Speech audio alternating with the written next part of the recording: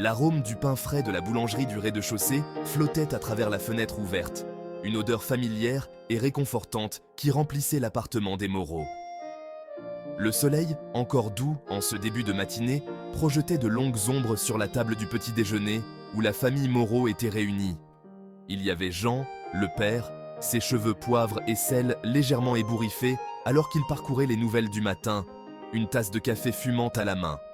En face de lui était assise sa femme, Marie, son sourire chaleureux aussi éclatant que les tournesols qui ornaient le centre de leur table, ajoutant soigneusement une cuillerée de confiture à un croissant.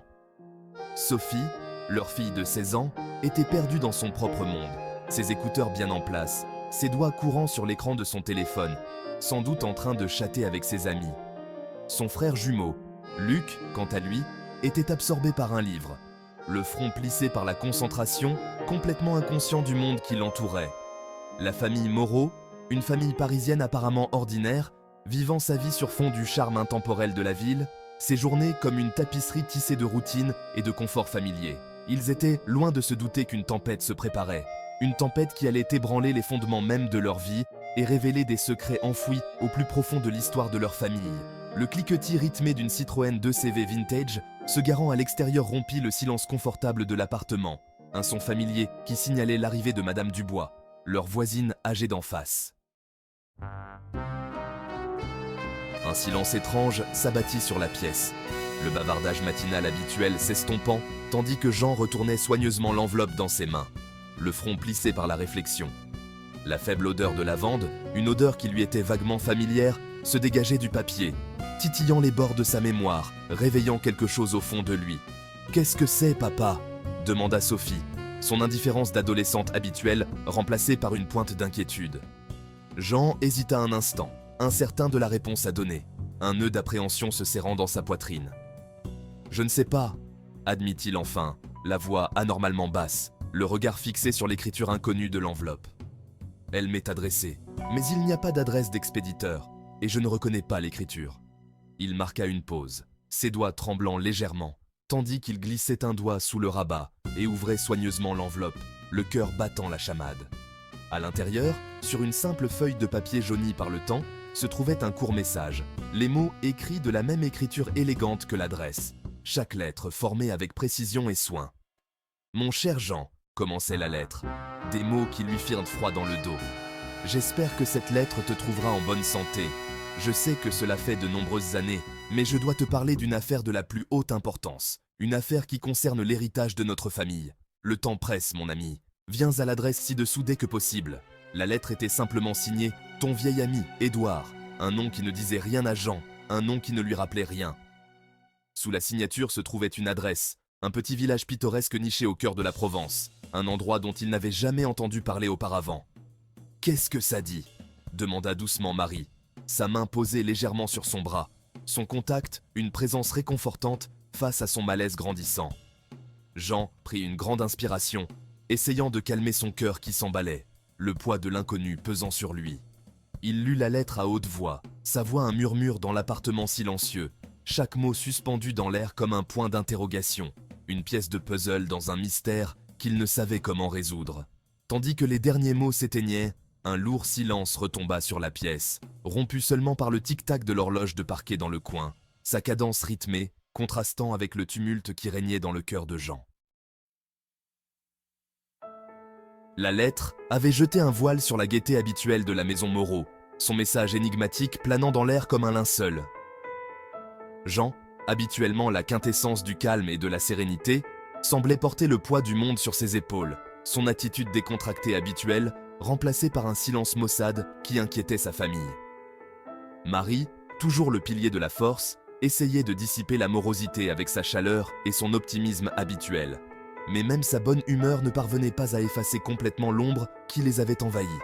Sophie, sa curiosité initiale ayant fait place à l'inquiétude, bombardait son père de questions, son énergie juvénile luttant pour percer le mur de silence qu'il avait érigé autour de lui. Luc, toujours observateur, observait le drame qui se jouait avec une intensité tranquille, son esprit habituellement studieux, fonctionnant à plein régime, essayant de reconstituer les bribes d'informations, cherchant des réponses dans les subtils changements de comportement de son père. Le rythme familier de leur vie avait été perturbé. La routine banale, remplacée par un courant de tension, un sentiment d'anticipation pesant dans l'air. L'adresse sur la lettre est devenue une source de spéculation sans fin, une énigme géographique qui a alimenté leur imagination. Sophie, armée de son smartphone, a rapidement localisé le village sur une carte, ses doigts retraçant l'itinéraire de leur appartement parisien jusqu'au cœur de la Provence. Un voyage qui semblait couvrir non seulement des kilomètres, mais aussi des vies entières. Luc, le nez plongé dans un guide touristique, leur a raconté l'histoire riche de la région. Ses ruines antiques, murmurant des histoires de civilisations passées, ses champs de lavande vallonnés peignant le paysage dans des tons de violet et d'or. Le nom d'Édouard résonnait dans leur conversation, un fantôme du passé. Son identité, un mystère qui attendait d'être révélé. Qui était cet homme qui prétendait être un vieil ami de Jean? Un homme dont la lettre avait le pouvoir d'ébranler leur famille jusqu'au tréfonds? Était-il le fruit d'un passé que Jean avait gardé secret? Un fantôme d'une vie dont il ne savait rien? Les questions persistaient, sans réponse, leur écho résonnant sur les murs de leur appartement, un rappel constant des secrets qui étaient enfouis sous la surface de leur vie, apparemment ordinaire.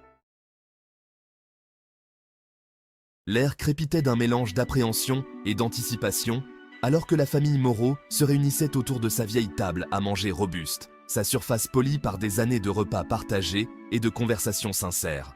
Jean, le visage marqué d'une gravité qu'il n'avait que rarement vue auparavant, avait finalement décidé de partager la lettre mystérieuse avec sa famille, brisant le silence qui pesait sur eux depuis des jours. Il déposa le fragile papier sur la table, sa teinte bleu pâle contrastant fortement avec le bois sombre et poli, l'écriture élégante semblant se moquer de leur confusion. Marie, la main posée doucement sur celle de Jean, son toucher un message silencieux de soutien, écoutait attentivement tandis qu'il racontait les événements de ces derniers jours. Sa voix un murmure bas qui semblait amplifier le poids de ses paroles. Sophie, son agitation habituelle apaisée, buvait les paroles de son père, les yeux écarquillés par un mélange de curiosité et d'inquiétude.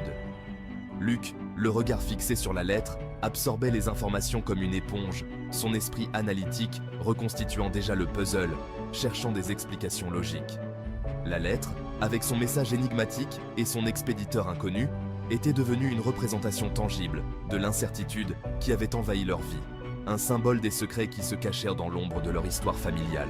Alors que Jean finissait de lire la lettre à haute voix, un lourd silence s'abattit sur la pièce, rompu seulement par le tintement des couverts, lorsque Marie prit instinctivement la théière, sa façon de remettre de l'ordre dans leur monde, une tasse de thé fumant à la fois. « Qu'est-ce qu'on va faire, papa ?» demanda finalement Sophie, la voix à peine audible, sa bravade d'adolescente habituelle remplacée par une vulnérabilité qui tiraillait le cœur de ses parents. Jean regarda ses enfants, leur visage un mélange de confusion et d'inquiétude, et sut qu'il ne pouvait plus les laisser dans l'ignorance.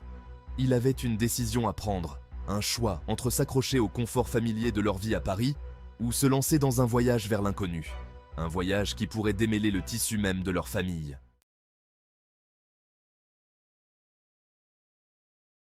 Mesdames et messieurs, nous voici arrivés à la fin de cette vidéo et nous tenons à vous exprimer notre sincère gratitude pour avoir consacré votre temps à nous rejoindre. Une fois de plus, si vous êtes nouveau sur notre chaîne iCélébrité In, dédiée à l'actualité, à la vie et à l'histoire des célébrités, nous vous encourageons vivement à vous abonner si vous ne l'avez pas encore fait. De plus, n'hésitez pas à engager une véritable discussion dans les commentaires, à aimer nos vidéos et, surtout, à activer la cloche de notification afin de ne manquer aucune de nos prochaines publications. Votre participation active est essentielle au développement futur de notre plateforme et nous vous remercions d'avance pour votre soutien précieux.